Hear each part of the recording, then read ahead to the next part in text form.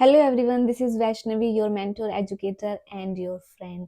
सो आज हम बात करने वाले हैं यूजीसी नेट के बारे में।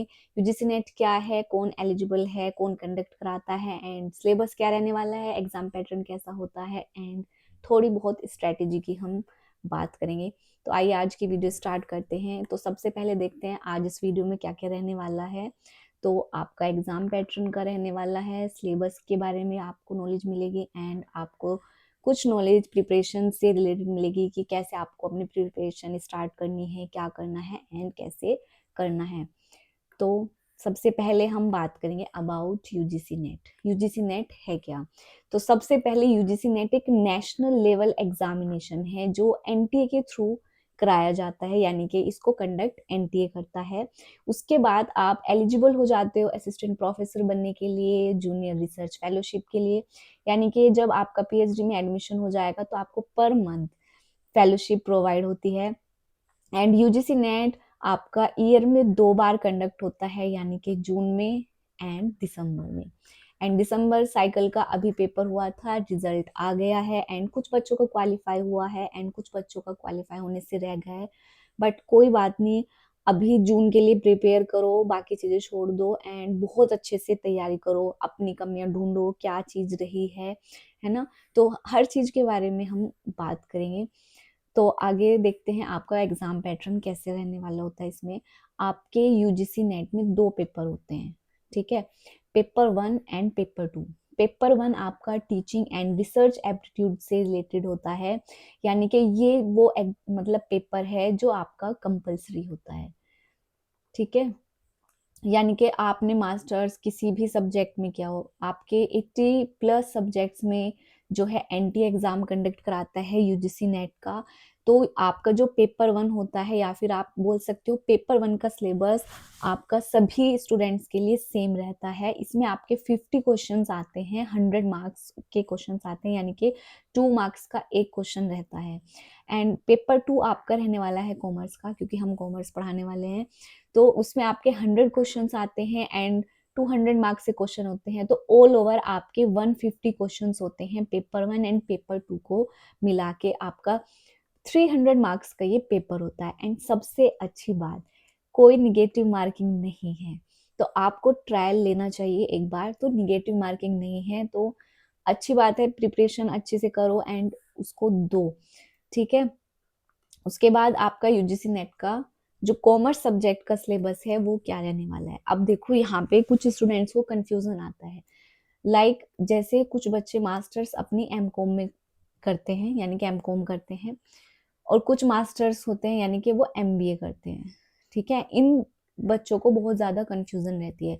तो आपको सिंपल सी चीज सोच के चलनी है। अगर आपने मास्टर्स अपनी कॉमर्स में की है तो आप एलिजिबल हो कॉमर्स सब्जेक्ट में यूजीसी नेट देने के लिए। अगर आपने एमबीए किया है तो आप मैनेजमेंट वाले सब्जेक्ट में अपना एग्जाम दोगे, ठीक है। तो आपके जो यूजीसी नेट कॉमर्स का सिलेबस है उसमें आपकी 10 यूनिट्स होती हैं। एंड ये 10 यूनिट्स आप बोल सकते हो, मतलब कहने को ये 10 यूनिट्स है, लेकिन ये बहुत सारे सब्जेक्ट हैं। जैसे बिजनेस इन्वायरमेंट एंड आपका इंटरनेशनल बिजनेस है, ये दोनों अलग अलग सब्जेक्ट हैं, ठीक है। इन दोनों को कंप्रेस करके एक यूनिट बना दिया है कि ये आपकी फर्स्ट यूनिट हो गई। अकाउंटिंग एंड ऑडिटिंग भी आपके 2 अलग अलग सब्जेक्ट है। आप अपने मास्टर्स में या फिर आप देख सकते हो अपनी ग्रेजुएशन में आप इन दोनों सब्जेक्ट को भी अलग अलग पढ़ते हो। तो इसी तरीके से आपका पूरा सिलेबस जो है, आप 11th 12th में, बीकॉम में, एमकॉम में करते हो, ये पूरा सिलेबस ही आपका यूजीसी नेट कॉमर्स के अंदर आता है। बस आपको थोड़ा सा देखने की नीड होती है कि क्या चीजें आपने कहाँ पढ़ी हैं, कैसे पढ़ी हैं, ठीक है। नेक्स्ट फिर यहाँ पे आती है आपकी बिजनेस इकोनॉमिक्स। बिजनेस इकोनॉमिक्स में आपका आता है माइक्रो इकोनॉमिक्स। बहुत अच्छी बात है, क्योंकि मैक्रो इकोनॉमिक्स जो है वो काफी स्टूडेंट्स को बिल्कुल भी समझ में नहीं आती है। तो ये बहुत अच्छी बात हो गई। नेक्स्ट यूनिट आपकी फाइनेंशियल मैनेजमेंट है। फिर आपकी business statistics and research method वाली यूनिट है। एंड अब देखो, इस यूनिट में एक फायदा और होने वाला है। आपका जो रिसर्च वाला पार्ट है ये आपका पेपर 1 में भी इंक्लूड है। तो आप कुछ चीजें वहां से कवर करोगे एंड जो वहां पे थोड़ी बहुत रह जाएंगे आप एडवांस में उसको पेपर 2 में कवर कर लोगे। बैंकिंग एंड फाइनेंशियल इंस्टीट्यूट है, ये भी आप बड़े आराम से कर लोगे, फ़ैमिलियर हो इस टॉपिक से। मार्केटिंग मैनेजमेंट है, बहुत ईज़ी टॉपिक है, ये मैं बोल के चलूँगी सब मतलब पूरे सिलेबस का सबसे जो ईज़ी यूनिट है वो मार्केटिंग मैनेजमेंट है। एंड देन उसके बाद है human resource management and BMB बोलते हैं, या फिर आप बोल सकते हो बीएम एंड एचआरएम इस यूनिट को, यानी कि business management and human resource management की इसमें बात करते हैं हम। फिर आपका आता है legal aspects and income tax. ये दोनों ऐसी यूनिट है, यहाँ से आपको डायरेक्ट क्वेश्चन मिलते हैं। बाकी जो यूनिट्स हैं उनमें आपको क्या है, एक बार को थोड़ा घुमा फिरा के क्वेश्चन पूछ सकते हैं, लेकिन यहाँ से मोस्टली डायरेक्ट क्वेश्चन आते हैं। एंड लीगल से कुछ आपकी केस स्टडीज बनती हैं टॉपिक से रिलेटेड, तो ये आपको देख के चलना है। नेक्स्ट फिर हम बात करेंगे सिलेबस के बाद आपकी कि आपकी प्रिपरेशन स्ट्रैटेजीज़ क्या रहने वाली है, क्या आप करने वाले हो? तो सबसे पहले एक प्रिपरेशन स्ट्रैटेजी से पहले एक चीज़ सोचो, आपको मेन फ़ोकस ये रखना है कि आपको बैलेंस कैसे करना है चीज़ों को, ठीक है? तो सबसे पहले आपको अपने सिलेबस को ही गो थ्रू करना होगा। आपको दोनों ही पेपर को, यानी कि अगर आपका पेपर 1 है एंड पेपर 2 है, ठीक है? पेपर 1 एंड पेपर 2 इसके सिलेबस को भी गो थ्रू करो एंड इसके सिलेबस को भी गो थ्रू करो। क्यों? क्योंकि आपका ये पेपर 1 है ना, इसमें कुछ सब्जेक्ट ऐसे हैं जिनसे आप ऑलरेडी फ़ैमिलियर हो। लाइक आपकी कम्युनिकेशन की यूनिट, है ना? जो आपकी कम्युनिकेशन की यूनिट है, आप वो 11th-12th में भी पढ़ते हो। आप बीकॉम में भी पढ़ते हो, यानी कि बीकॉम में अलग से इसका प्रॉपर एक सब्जेक्ट है बिज़नेस इकोनॉमिक्स, मतलब बिज़नेस कम्युनिकेशन के नेम से, तो आप ये वहाँ पे भी पढ़ते हो, ठीक है? पेपर 1 में फिर आपके कुछ सब्जेक्ट है लाइक आईसीटी, ये भी बहुत बेसिक आता है, मतलब इतना एडवांस नहीं है, बेसिक है। ये आप बीकॉम में भी करते हो चीज़ें, क्योंकि बीकॉम में एक सब्जेक्ट ये आईसीटी वाला भी आता है ना? आरसी हो गया, इसकी प्रैक्टिस की नीड है। मैथ्स एंड डीआई आपको डेली प्रैक्टिस करना है। उसके बाद आपके हायर एजुकेशन है, टीचिंग एप्टीट्यूड है। अब देखो, बीएड वाले जो स्टूडेंट्स हैं उनके लिए क्या फ़ायदा होने वाला है? कोई कहता है ना कि बीएड कर लिया है, कोई फ़ायदा नहीं होगा, या फिर सीटेट, यूपीटेट इन्हीं में हो जाता है। नहीं, आपके 2 सब्जेक्ट यहाँ से भी काम आते हैं। आपका एक तो हायर एजुकेशन एंड एक है आपका टीचिंग एप्टीट्यूड वाला, ठीक है? क्योंकि मैंने भी बीएड किया हुआ है, तो मैं ऑलरेडी इन दोनों यूनिट से बहुत ज़्यादा फ़ैमिलियर थी, यानी कि यहाँ पे मार्क्स कटने के मेरे चांसेस बहुत कम हुए हैं। क्योंकि ये यूनिट बहुत अच्छे से हम कवर करके रखते हैं, बीएड वाले स्टूडेंट्स के लिए ये भी फ़ायदा हो जाएगा, ठीक है? एंड देन आपका एक एनवायरमेंटल वाला यूनिट भी है इसमें, थोड़ा उसमें केमिस्ट्री मिक्स है, थोड़ा बायोलॉजिकल चीज़ें हैं, तो मतलब बहुत ईज़ी है पेपर 1, इतना हार्ड नहीं है। फिर आप अपने पेपर 2 के सिलेबस को देखो, वहाँ से टॉपिक्स का आइडिया लगाओ, क्या है, कैसे है, फ़ैमिलियर हो जाओ बिल्कुल सिलेबस से, क्या चीज़ें आपको आती हैं ऑलरेडी, क्या चीज़ें नहीं आती हैं, है ना? तो ये सब चीज़ें करो। उसके बाद जब आप सिलेबस को बहुत अच्छे से कर लेते हो, उसके बाद आपको अपने स्टडी कॉन्सेप्ट्स को बिल्ड करना है। कैसे? आपको अपने कॉन्सेप्ट जो हैं वो यूनिट वाइज़ कवर करके चलने हैं। अब मैंने यूनिट वाइज़ क्यों बोला? क्योंकि आपकी कुछ यूनिट्स जो हैं इंटर रिलेटेड होती हैं, यानी कि वो एक दूसरे से रिलेट करती हैं। जैसे आपकी मॉनेटरी या फिर फिस्कल पॉलिसी वाली जो चीज़ें हैं, आप वो बिज़नेस एनवायरनमेंट में भी पढ़ते हो एंड देन सेम टॉपिक आप बैंकिंग में भी पढ़ते हो। यानी कि सभी को आप बिल्कुल यूनिट वाइज़ ही लेके चलो, तो चीज़ें आप रिलेट कर पाओगे अदर सब्जेक्ट से। इंटरनेशनल बिज़नेस में भी ऐसी ही प्राइसिंग वाली चीज़ें हैं, फिर आपको वही चीज़ मार्केटिंग मैनेजमेंट में भी मिलेंगी। तो बहुत सारे टॉपिक ऐसे हैं जो आपके रिपीट होते हैं पूरे सिलेबस में, मतलब अलग-अलग यूनिट में। तो इसलिए आपको हमेशा यूनिट वाइज़ ही चीज़ें करके चलनी चाहिए।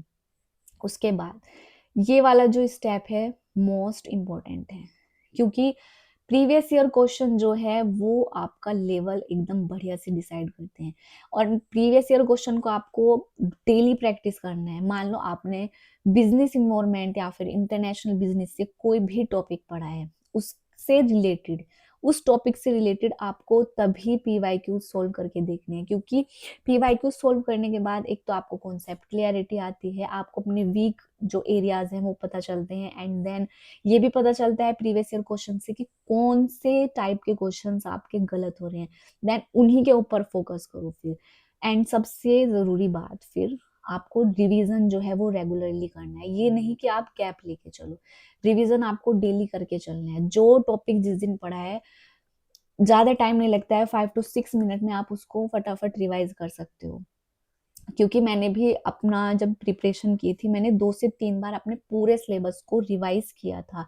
एंड रिवीज़न से ही चीज़ें आपके माइंड में सेट होती हैं, लाइक ईयर हो गया, कोई फ़ॉर्मूला हो गया, या फिर कुछ जैसे आपकी डिविडेंड थ्योरीज़ वगैरह होती है, फाइनेंशियल मैनेजमेंट में बहुत सारी थ्योरीज़ आती हैं, उनके जो आपके की पॉइंट्स होते हैं, मतलब वो आपको बार-बार रिवीज़न करने से ही याद रहते हैं। ऐसे तो आप फिर कन्फ्यूज़ हो जाते हो, क्योंकि सारी चीज़ें सिमिलर होती हैं वहाँ पे। तो इसलिए बहुत ज़्यादा आपको अपने रिवीजन पे फोकस करना है। रिवीजन करो, पीवाईक्यूज़ करो, रिवीजन करो एंड पीवाईज़ करो। एक बार को आप expected question and MCQs skip कर सकते हो, लेकिन प्रीवियस ईयर क्वेश्चंस आपको कभी भी स्किप करके नहीं जाने हैं, क्योंकि ये सबसे ज़्यादा इम्पोर्टेंट है। एंड अभी 1-2 साइकिल में मैं देख रही हूँ, जो दिसंबर वाला साइकिल है एंड जून वाला साइकिल का जो पेपर हुआ है, उनमें प्रीवियस ईयर क्वेश्चन भी रिपीट हुए हैं।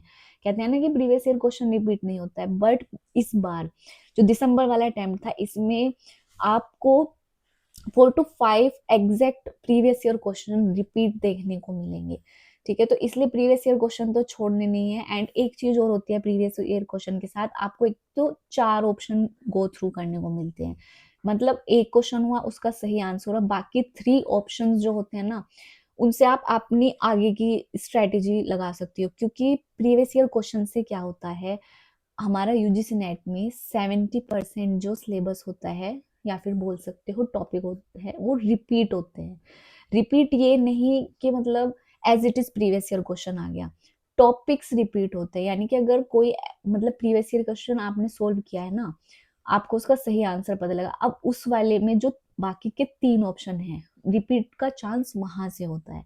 तो इसलिए आपको हमेशा बोला जाता है कि प्रीवियस ईयर क्वेश्चन कभी भी स्किप मत करो, उनको बहुत अच्छे से एनालिसिस करो। और एनालिसिस कैसे करना है, मैं वो भी आपको आगे जो वीडियोस में लेके आऊंगी, उसमें मतलब मैं प्रॉपर स्ट्रेटेजीज आपको बताने वाली हूँ, कैसे आपको क्या करना है, मतलब बहुत ज़्यादा डिटेल में और भी बात करूंगी मैं इन टॉपिक्स के बारे में।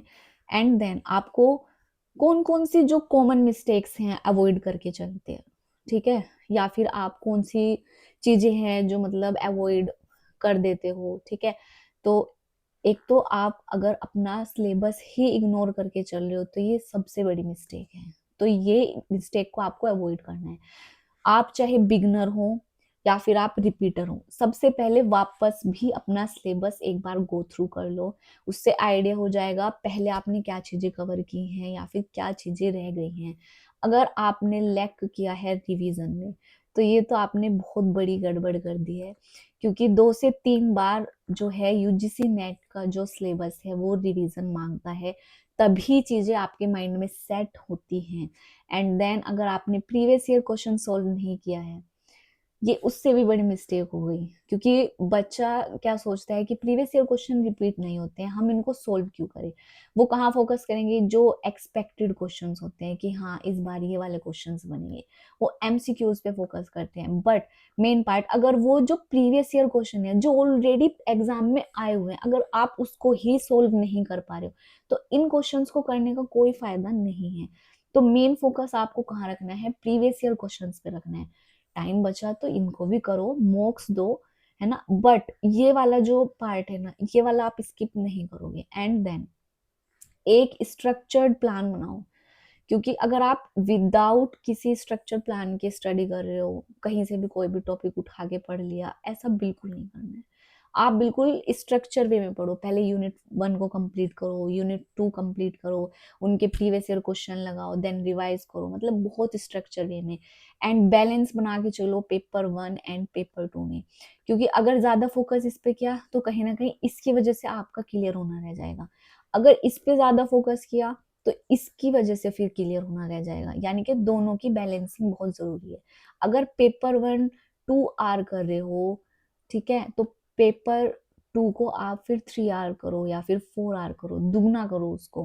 तो ये चीजें होती हैं, क्योंकि मेन हमारा सब्जेक्ट भी है एंड पेपर 1 भी है। पेपर 1 कुछ स्टूडेंट्स को क्या लगता है, बहुत ये लगता है बहुत हार्ड होगा, ये होगा।